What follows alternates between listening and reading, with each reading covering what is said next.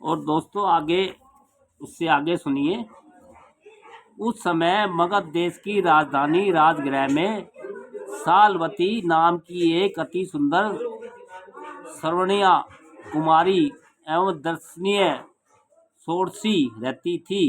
ढूंढते ढूंढते राजगृह के नेगम ने सालवती नाम की उस कामनी, जो कंचन की तरह चमकती काया की मालकिन थी, का भी पता लगा लिया।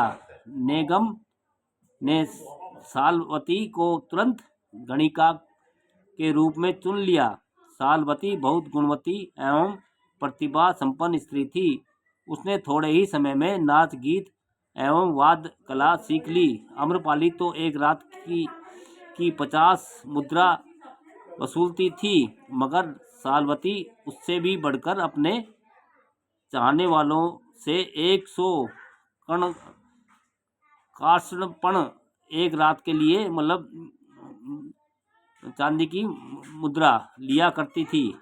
यह क्रम साल दर साल चलता रहा। अतः इस प्रकार एक दिन लापरवाही के कारण वह शीघ्र ही गर्भवती हो गई। गणिका का सौंदर्य और उसकी काया का आकर्षण ही उसकी सबसे बड़ी पूंजी होती है। संतान प्राप्ति से कहीं उसका रूप ढल न जाए, इसलिए गर्भ धारण करते ही गणिका सालवती को चिंताओं ने आ घेरा। उसे अपना भविष्य असुरक्षित लग रहा था। वह यह सोचकर सूखे जा रही थी कि अब मेरे पास कौन आएगा। गर्भवती स्त्री को पुरुष पसंद नहीं करते। यदि यह भेद खुल गया कि सालवती गर्भवती है, तो गणिका के रूप में स्थापित मेरी मान प्रतिष्ठा सब धूल में मिल जाएगी। चिंता और घबराहट की इस स्थिति में सालवती को एक युक्ति सूझी। उसने सोचा, क्यों ना मैं बीमार होने का ढोंग रच लूं। उसने तुरंत अपने द्वारपाल को बुलाया और उसे आज्ञा दी, मुझसे मिलने के इरादे से यदि कोई पूछे तो उससे कह देना कि सालवती बीमार है। किसी भी हालत में किसी को मेरे पास मत लाना। गर्भ का समय पूर्ण होने पर सालवती ने एक सुंदर पुत्र को जन्म दिया। बच्चे को देख देख कर और उसकी सुंदरता को निहार कर सालवती मन ही मन बहुत प्रसन्न हो रही थी। उसके हृदय में ममता की पावन भावना हिलोरे ले रही थी। मगर लाचार सालवती के हिस्से में पुत्र का लाड़ प्यार नहीं था। अपने रूप, लावण्य और मान प्रतिष्ठा को बनाए रखने और अपने व्यवसाय की रक्षा की खातिर सालवती अपने कलेजे पर पत्थर रखते हुए अपने बच्चे को खत्ते कूड़े के ढेर पर फिकवाने का निर्णय लिया। अतः एक दिन सूरज की पहली किरण निकलने से पहले उसने अपनी दासी को बुलाया। उसने दासी को आज्ञा दी, हेंजे, इस बच्चे को सूप छाछ में रखकर कूड़े के ढेर पर छोड़ आ। दासी ऐसा करने से लाख मना किया। दासी ने ऐसा करने से लाख मना किया, परंतु लाचार सालवती ने उसकी एक न मानी। सालवती के आदेशों का पालन करते हुए दासी उस बच्चे को कपड़े में छिपाकर सूप में रखकर बहुत सावधानी से जो ही घर से बाहर निकली, सालवती पछाड़ खाकर जमीन पर गिर पड़ी। वह जोर जोर से रो भी तो नहीं सकती थी, क्योंकि आखिर वह अपना मन मसोध कर दीवार से कमर लगाकर रोती रह गई। उधर दासी उस बच्चे को लेकर उसकी नजरों से सबकी नजरों से बचते बचाते राजगृह के गलियारों से होती हुई खत्ते कूड़े के ढेर तक पहुंच गई। दासी ने सब तरफ नजर दौड़ाई, किसी को निकट न देख उसने बच्चे को तुरंत कूड़े की ढेरी पर डाल दिया। और बिना समय गवाए वहां से चलती बनी। परंतु तुरंत ही उस बच्चे के ऊपर कौवे मंडराने लगे।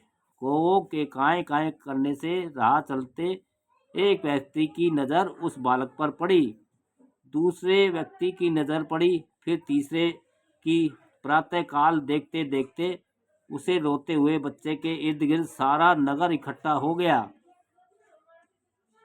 जिस खत्ते की ओर कोई देखना भी नहीं चाहता था, आज उसी खत्ते के चारों तरफ नगरवासियों की भीड़ उमड़ पड़ी।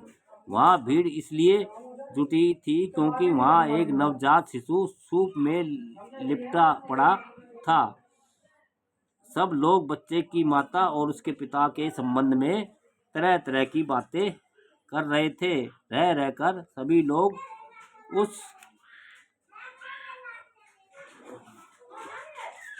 उस हाजिरी देने के उद्देश्य से उधर से गुजरे।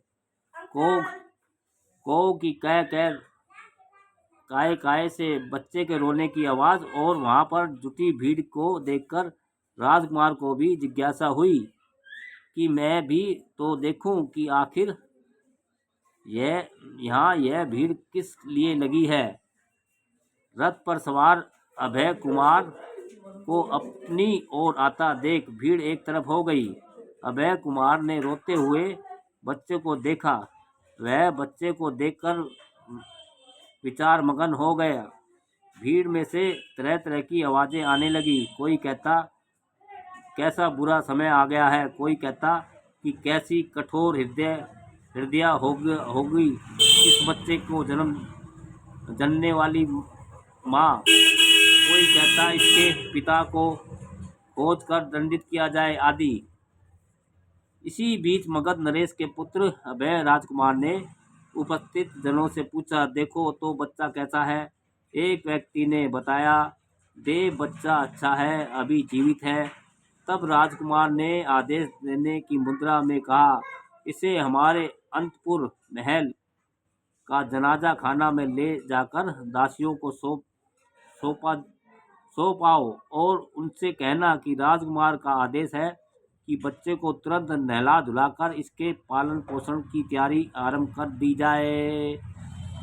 बस फिर क्या था, वहां पर उपस्थित भीड़ ने अभय राजकुमार की सहृदयता के कारण उसकी जय जयकार करनी आरंभ कर दी और खुशी खुशी उस बालक को राजमहल के अंतपुर में ले जाकर दासियों को सौंप दिया। जीवित है कहने पर इस बालक का नाम जीवक पड़ गया। यही जीवक नाम बौद्ध साहित्य और इतिहास में